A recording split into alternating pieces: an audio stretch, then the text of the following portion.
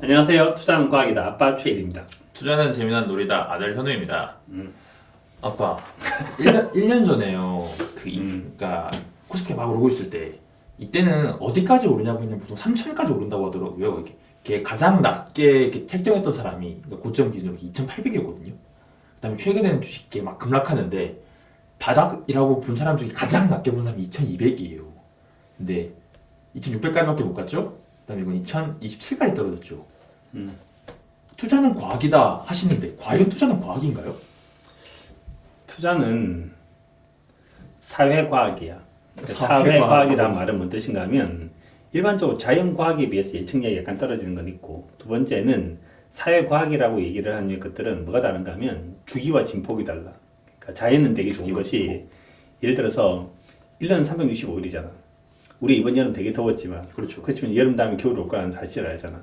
그렇죠. 뭐 그거 사회과학이 갖고 있는 가장 힘든 부분은 뭐가 있는가 하면, 그러니까 공포가 시장을 더 얼어붙게도 만들고 환호가 시장을 더 가게도 만드는 거니까 버블과 패닉이라는 현상이 생기는 거야.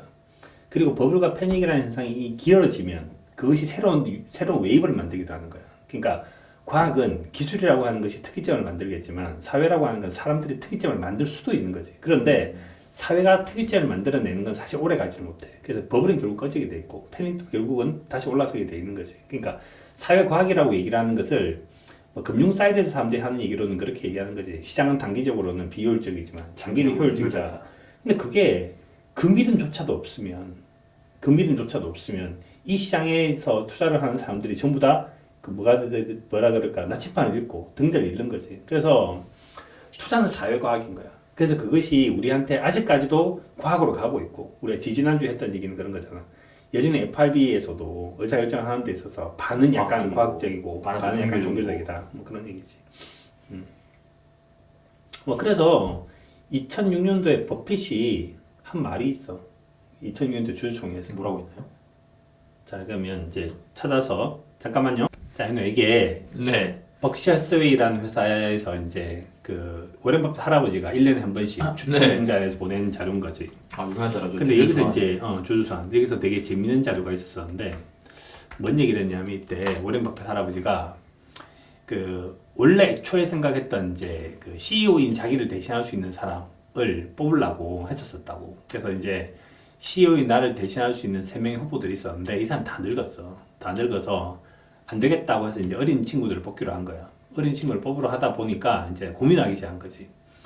제대로 된 사람을 뽑는 것은 쉬운 일이 아니야. 물론 어렵지 않지. 똑똑한 사람을 찾는 거는. 똑똑한 사람 중에서도 수익률 좋은 사람 찾는 건 되게 쉬운 거야. 그러니까 하버드나 예일이나 MIT 나온 애들 중에서 기본적으로 연간 수익률이 1년에 20% 넘는 이걸 뭐 예를 들어서 20년 동안 10년 동안 달성한 사람 골라라. 이건 쉬운 일이라는 거야. 오히려 그게. 되게 숫자만 나와 있으니까 쉽지 않을 것 같은데. 뭐 사실 정량적이니까. 근데 there is far more to a successful long-term investing. 근데 장기 투자의 성공이라고 하는 건 브레인, 두뇌보다, 퍼포먼스보다 또 다른 게 있다 이거지. 왜냐하면 이게 이제 우리가 지금 현재 시장에 대한 얘기인데 때때로 시장은 이상하다고 기이하단 말이야. 기이하다. 그러니까 시장이 이상한 짓을 계속 하고 있다는 거지. 그러니까 설마 이런 일이 설마가 너무 자주 일어나는 거 아니야. 설마가 일어난다. 설마 2000까지 그렇지. 될까? 한 번이라도 큰 실수를 하게 되면 우리의 모든 성과가 날아간다. 그래서 지금 현재는 0을 곱하면 0이 된다는. 그렇지. 레버리지 일으킨 사람 다 죽어가고 있는 거야. 레버리지 일으킨 사람들. 그게 이제 문제인 거고. 그래서 우리는 뭐 유전적으로 프로그램된 사람들이 필요한데 어떤 치명적 위험을 찾아낼 수 있는 그런 유전자가 필요하다. 이게 이제 금융위기라든지 재정위기라든지 안 그러면 뭐 기업들의 연쇄 부도라든지 이런 건 찾아낼 줄 알아야 된다. 그래서 뭐가 필요한가 하면 템퍼러먼트, is important. 투자가 기질이 안 맞으면 힘들어. 그러니까 주가라고 얘기를 하는 것이 예를 들어 1년에 25% 떴다고 치자고 계산하기 쉽게. 근데 그게 1년에 25% 떠서 한 달에 2%씩 떠주면 참 되게 쉬운 일이고 일주일에 0.5%씩 떠주면 되게 쉬운 일이잖아. 근데 이렇게 떠서 20%가 뜨는 거지 이렇게 뜨지 않는다는 거지. 그래서 템퍼러먼트가 중요하다. 인디펜던트 띵킹, 독립적으로 사고하는 게 중요하다. 그러니까 넌 어떻게 생각해? 넌 어떻게 해? 그러니까 사회과학이라고 얘기를 하는 거는 세상에 휩쓸려 버리면 되게 힘든다는 거지. 그러니까 독립적인 사고를 해야 된다. 감정의 동료가 없어야 된다. 이게 진짜 어려운 일이라고. 제일 어렵죠. 정말 어려운 일이라고 이게 정말 어려운 일이고. 그러니까 떨어지고 있을 때 가치를 봐야 되는데 떨어지고 있으면 가격밖에 안 보이지. 그렇죠. 그게 정말 이게 힘든 일이야 이게. 진짜 힘든 일이야. 그래서 투자를 하는데 익스피리언스 경험이 필요하다고 얘기를 하는 거고. 그다음 key understanding both human and institutional behavior. 개인은 도대체 왜 저렇게 행동을 하고 집단은 도대체 왜 저렇게 행동하는가 이걸 이해하는 것이 제일 좋다. 그래서 이거는 아빠한테 이제 이걸 프린트 시켜놓고 하루에 뭐 이렇게 항상 하루에 한 번씩 보고 한 다음에 이걸 이제 일을 시작했는데 이거는 정말 너무 맞는 말인 거지. 너무너무 맞는 말이죠. 너무 맞는 말이지. 근데 이제 이걸 지킨다는 건 정말 힘든 일이지만 정말 어려운 일이죠. 그래서 이제 너도 계속 고민해봐야 하는 게 저 템퍼러먼트 니한테 맞는 투자를 찾아야 되는 것이 되게 중요한 일인 거지. 그럼 뭐 저거 인디펜던트 이모션 스테빌리티는 되게 중요한 일이고 그 투자는 그래도 과학이다. 그래도 과학이다. 그래도 과학이다. 근데 아까 그럼 기질에 맞는 투자를 해야 한다고 하셨는데 그러면 이렇게 주식이 기질에 안 맞는 사람들은 어떻게 해야 되나요? 예금을 해야 되나요? 주식의 기질이 안 맞으면 예금을 하는 게 좋았었는데 옛날에는 옛날엔 좋았었는데 지금 안 좋은 것 같아. 지금 안 좋은 것 같아. 그래서 예전에 이제 그 계산을 한번 해본 적이 있는데 우리 지난번에 계산해봤잖아. 그러니까 뭐 10년 내 10억 벌기, 10년 내 뭐 30억 벌기, 30년 내 50억 벌기. 근데 그때 우리가 집어넣은 수익률이 10%였거든. 네. 근데 그걸 갖다가 2%, 3%를 하면 답이 안 나오더라고. 그러니까 투자가 기질에 안 맞으면 안 하면 되는데 투자가 기질에 안 맞는데 나는 부자는 되고 싶어요라고 하는 것은 되게 이제 어불성설인 거지. 그건 말도 안 된다. 그 말이 안 된다. 바꿔야 한다. 아니지 뭐 그 기질을 바꿔야 된다기보다 사실 뭐 돈이 그 중요한 일은 아닌데 그거는 그러니까 성취라고 얘기를 하는 건 되게 여러 가지가 있고 학문적 성취라고 하는 것도 있고 되게 뭐 다른 것도 되게 많잖아. 돈이 에브리띵은 아닌데 그게 예를 들어서 이런 거지. 내가 이제 차를 타고 딱 갔어. 그러니까 사람들이 제 보고 이제 레버리지 쓰는 이유가 그건데 차를 타고 딱 가. 사람들이 제일 분노한 게 뭔가면 나보다 공부 못한 새끼가 나보다 좋은 차를 모는 게 용서가 안 된다는 거야. 그래서 차를 타고 딱 가고 있는데 나는 예를 들어서 뭐 아파트를 타고 딱 가고 있는데 내 친구 한 명이 나와서 이제 삥삥 하면서 이제 외제차 딱 타고 온다 이거지. 그때 너는 템퍼러먼트가 그래서 너는 그리고 그 중에서 이제 열심히 노력을 했고 그다음 운도 되게 좋아서 부자가 됐구나라고 생각하고 돌아와야 되는데 저 병신 같은 게 나가 있는 공부도 잘했는데라고 해서 야 아빠한테 팔고 난 다음에 양호부터 이제 수익 공부하자 이건 아니라는 거지. 그러니까 템퍼런트가 안 맞으면 안 하면 돼. 근데 뭐 돈이 중요한 것도 아니고 사실은 중요하긴 하죠. 꽤 중요한데 그 에브리띵은 아니다 이거지. 이렇게 뭐 하여튼 그래서 그렇다. 그래서 주식 투자를 안 하고 싶으면 안 해도 되는데 돈을 부자가 되고 싶다는 생각하면 안 된다 이거지. 그건 안타깝게. 부자가 되려면 주식을 해야 한다.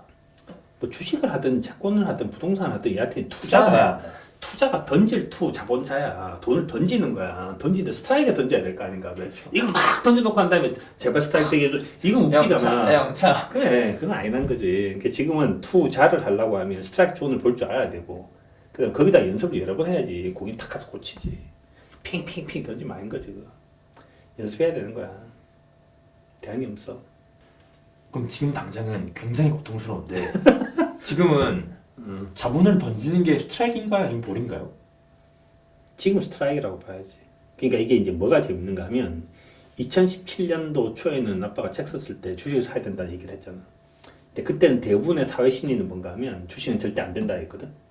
우리나라 망한다 했고 2018년 초에는 이제 아까 네가 말했듯이 대부분 증권사가 뭐 3고 하자 얘기하고 3천까지 간다 했는데 예전에 이제 그 당시에 아빠도 이제 그 유튜브가 올려서 2,800까지 간다고요? 아니에요. 못 가요. 이렇게 얘기를 한 거지. 그러니까 그때는 그때인데, 그러니까 지금 이제 상황이 그러면 이제 좋냐 나쁘냐 하면 당연히 나빠. 이게 모든 지표를 보면 다 나빠. 그렇죠. 모든 지표를 보면 예를 들어서 경제 뉴스만 틀면 나쁜 뉴스밖에 없는데. 그렇지. 자, 그래서 이제 홈페이지 들어와서 추천 사이트에 들어와서 한국 경제 지표를 보면 100대 지표 중에서 우리나라에서 제일 중요한 건 수출인데 수출. 현재도 우리나라의 수출 자체가 그래서 그저께 발표된 자인데 수출이 2016년도에 나빴어. 이렇게 나빴고 이때 우리 뭐 촛불 집회하고 이렇게 했을 때도 네. 2017년 초부터 좋아졌어.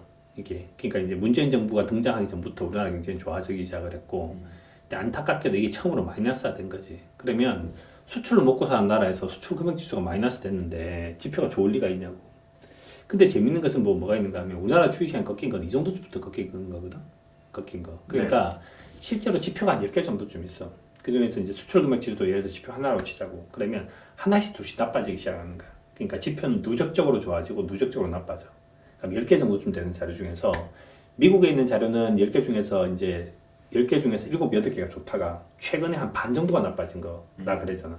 근데 한국은 오히려 지금 이제 나쁜 상태가 있고 나쁜 게 한 7개, 8개 상태 정도 좀 출발하다가 지금 이제 이게 9개 정도까지 온 느낌인 거지. 그런데 재밌는 건 그게 있잖아. 더 나빠질 놈이 없으면 된다. 이렇게. 그러면 그래요? 그렇지. 그래서 지금 지표가 좋냐? 그래서 이거는 단기적으로 좋은 게 다 하나도 없어. 뭘 봐도 좋은 게 없잖아. 그렇죠. 그런데 딱 좋은 건 딱 하나인데 싸니까 하는 거지. 싸니까 하는 건데 2016년도에 뭔 일이 있었는가 하면 그 당시 이제 H지수 그래서 그때 뭐 올라온 자료도 있었었는데 H지수가 박살났었죠. 그치 7,500까지 갔었고 이거 어떻게 하냐? 그래서 그게 알죠? 기록을 봤어. 그게 뭐인가 하면 PBR로 보나 퍼로 보나 2008년 금융위기 때보다 그때가 더 낮았었거든 주가가. 그래서 그때도 사람들이 7,500이 깨지고 뭐 더 깨지느냐 뭐 홍콩 H지수에 투자한 ELS 투자한 사람들 어떻게 되냐 막 얘기를 했는데 그때도 아빠가 한 얘기는 지금 현재는 예를 들어서 이 정도 좀 싸면 버틸 수 있다. PBR 1까지는 간다. PBR 1까지 가면 그게 만 얼마쯤 됐었다고. 그러니까 결국 이제 그 수준까지 왔는데 현재 그 생각을 하고 이제 한국을 보자고. 한국을 보면 이게 이제 한국의 PBR인데 좀 전에 같이 했던 거잖아 우리가. 현재 우리나라 PBR 0.89가 됐어요. 그래서 우리가 이제 이걸 3주째를 찍으면서 제일 신기하게 생각하는 것이 야 0.95야. 그다음에 야 이번 한 주가 지났는데 0.92야. 네. 이 드디어 0.9가 깨진 거야. 0.9가. 그래서 이걸 딱 보니까 현재 상황이 뭐가 있는가 하면 포워드 퍼로 보면 여기 2008년 금융위기야. 실제로 2008년 금융위기보다 더 낮아. 여기가 2009년도에 2월 달에 이제 0.89까지 가는데 지금 딱 여기까지 간 거지. 지금 숫자가 뭐가 있는가 하면 금융위기 수치에 가 있다는 거지. 그러니까 이렇게 숫자가 낮은 적이 없다. 실제로 금융위기 직후는 금융위기 직후는 뭐 여러 가지 금융회사들이 무너지고 이렇게 하는 건데 지금 제일 금융위기가 일어날 수 있는 가능성이 높은 데가 현재는 중국인데 중국도 보면 지금 현재 신기하게 중국의 대형 회사들 전부 금융회사들이거든. 그러니까 우리나라는 삼성전자가 1등이고 미국도 전부 IT 회사들이 1등이잖아. 지금 IT 회사는 되게 나쁜 편인데 일본 같은 경우에는 이제 도요타 같은 회사들이 1등이고 그다음에 중국 관련된 회사들은 아직까지도 에너지라든지 뭐 이런 회사들 1등이고 그다음 압도적 1등은 전부 금융회사들이 차지하고 있어. 그래서 한때 우리나라도 IMF 터지기 전에는 우리나라가 전부 금융회사들 시가총액 40% 차지했었거든. 네가 잘 모르지만 조상제 한사람 몰라요. 조은행, 상업은행, 제일은행, 조상제, 한일은행, 조항제, 한사. 97년도 저는 없어서. 네. 하여튼 뭐 그래서 그게 있었어. 그래서 뭐 그렇게 됐었는데 지금 현재 중국이 그런 위기가 일어날 수 있는 가능성이 조금 있는데 여하튼 이제 여러 가지 지표를 보면 중국의 금융회사들이 무너지지 않고 있다. 그래서 하여튼 금융위기 가능성은 없다. 금융위기 가능성이 현재는 없다. 우리가 계속 체크를 해줘야 되지만 그래서 하여튼 지금은 없다는 거고 이 수준보다 더 떨어질 수 있나요? 그러니까 물론 이제 이게 아까 얘기하는 그건 거죠. 모른다. 마켓 올 때 익스테나 올때 이번 비자 땡 시장 더 떨어질 수 있다라고 하는 건데 더 떨어진 적은 도대체 옛날에 왜 떨어졌나요? 를 한번 뒤져보면 이보다 더 떨어진 것은 2003년도가 있어. 놀랍게도 2003년도가 있어. 2003년도에 0.76까지 떨어졌어. 이게. 이때는 도대체 그럼 어떤 일이 있었냐? 그럼 여기서부터 시작해서 0.76이면 여기서부터 10%가 약간 더 넘게 떨어져야 되는 거잖아. 네. 그러면 이제 1,800 정도 되는 거야. 그 정도쯤 되면 PBR로 보면 역사적 최저점을 찍는 건데 말도 안 돼. 그걸 찍는데 저 때는 어떤 일이 벌어졌는가 하면 우리나라에 SK글로벌이라는 회사가 분식을 해결을 했어. 근데 예를 들어서 이제 두 가지가 있다고 치자고. 그러니까 시장이 주는 충격, 외부 충격 두 가지가 있고 하나는 내부에 주는 충격이 있고 하나는 외부에 주는 충격이 있어. 충격은 두 가지인데. 그러니까 미국이라는 나라 주가 빠진 건 두 가지가 있는데 하나는 9.11이 있었고 하나는 2002년도에 앨런이라는 회사가 분식을 얘기를 했던 적이 있어. 주가 누가 더 많이 빠졌을까? 얘가 더 많이 빠졌어요? 당연히 분식이 더 많이 빠졌지. 그 다음에 주가가 빠졌다 올라왔을 거 아니야 둘 다. 네. 올라오는데 시간이 누가 더 많이 걸렸을까? 얘도 많이 걸렸어요? 당연히 많이 걸리지. 내부 충격은 심각한 거야. 그 말은 뭔 뜻인가? 예를 들어서 내가 이제 외국인 투자자야. 한국에 투자를 하고 있어. 한국 SK라는 회사가 분식을 했대. 그럼 다른 회사는 어떻게 믿어? 모든 숫자를 못 믿게 된다. 당연히 못 믿게 모든 되지. 숫자를. 이렇게. 근데 예를 들어서 비행기가 와서 쿵 하고 쳐박는 거야. 비행기에서 박는 거야. 어쩔 수 없는 거잖아. 세상 언제나 어느 때나 약간의 이제 위험이 있죠. 약간의 이제 그 사이코 같은 애들이 있어서 지하철에서 막 총 쏘는 애들도 이상한 애들이 있잖아. 근데 걔만 내보내면 되는 거야. 그거는 시간이 지나면 해결되는 문제들이라고. 그런데 내부에서 누군가가 계획적으로 분식 해결을 하고 있다라고 하는 건 되게 심각한 일인 거지. 그래서 분식회계가 차원이 다른 문제인 거야. 근데 지금 현재 분식회계가 우리나라에 있냐 이거지. 삼성바이오. 삼성바이오는 분식은 아니야. 그러니까 이제 이게 예를 들어서 분식이라고 얘기를 하는 거는 완전히 다른 차원에 대한 얘기인데, 그거는 뭐가 있는가 하면 이익이 없는데 이익이 있다고 이제 부풀리거나 이렇게 하는 것들이고, 그래서 하여튼 그거는 그렇게 볼 수는 있는 건 아닌 것 같고, 바이오 회사들 현재 대한민국에 있는 바이오 회사들은 하여튼 뭐 그건 아닌 거고. 그래서 지금 수치가 갖고 있는 가장 좋은 장점은 지표 납품 다 한다. 2017년도가 제일 좋은 거지. 지표도 좋아지고 주가도 싸고. 그러니까 그때 마음이 제일 편안하고, 2018년도 지표는 좋아져 가고 있는 상황이었는데 주가도 약간 싼 상황이기도 했고, 근데 2018년 초부터 지표들이 급속도로 나빠지기 시작한 거지. 급속도로. 그래서 항상 세상이라고 하는 기저효과라고 하는 것이 있어서 네. 이게 떨어질 룸이 없으면 제일 베스트라니까.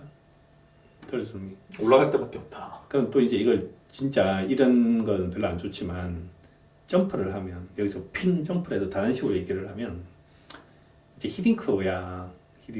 히딩크한테 감독이 돼달래. 히딩크가 짜증날 거 아니야. 축구도 못하는 애가 무슨 나보고 감독을 해라 그래. 네. 근데 제일 좋은 게 뭐겠어? 16강이면 가면 신화가 될 거 아니야. 한 번도 가본 적이 없으니까. 아니 그러니까 지금 이제 딱 봤을 때, 야, 대한민국에 있는 기업들이 이렇게 패대기 쳐져 가고 있는데, 그래서 지금 이제 예를 들어서 이제 이런 것도 있어. 현재 상황에서 뭐 미국 시장이 되게 괜찮아질 것 같다든지, 한국의 부동산 시장이 되게 괜찮아질 것 같다든지, 한국에서 금리가 예를 들어서 드라마틱하게 빠질 거라든지, 뭔가 대책이 있으면 뭔가 하겠어. 근데 지금 이제 그러면 주식 팔겠습니다 이렇게 물어보면, 그럼 아빠 물어보는 거지. 팔면 뭐 하실 건데요? 딱 그러니까 미국 시장에 갈 것도 아니고. 아니 그러니까 아니고. 지금 이제 여러 가지 것들로 이제 얘기를 할 수 있는데, 그러니까 투자라고 얘기를 하는, 공을 던진다라고 얘기를 하는 것은, 그러니까 가장 좋은 시나리오가 있어. 물론 가장 베스트 시나리오가 있는데, 실적 오르는데 싼 거. 그렇지. 그다음에 이제 세컨 시나리오, 서드 시나리오가 있는데, 지금 현재에 있는 가장 좋은 시나리오는 현재의 포워드 퍼 버는 거에 비해서나 PBR 가진 것에 비해서나 한 12년 만에 최저점에 둘 다 있다는 것이 가장 놀라운 거지. 그거 하나지. Just do it. 나이키 선전. Just buy it. 그래서 이게 이제 지금 현재 했던 우리 얘기가 이제 앞으로 시간이 지나면 다시 이제 사실이냐 사실이 아니냐고 밝혀질 거고, 그때 되면 뭐 이제 다시 또 얘기하게 되겠지. 알겠습니다. 그러면 어려운 일이에요, 투자는. 그렇네요. 그럼 마지막으로 한 줄 평. 한 줄 평. 카메라를 보시고. 지금 현재가 12년에 한 번 일어나는 가장 큰 위기다라고 얘기를 하면, 지금 현재는 12년 만에 한 번 올 수 있는 가장 큰 기회다라고도 말할 수 있겠죠. 네. 감사합니다.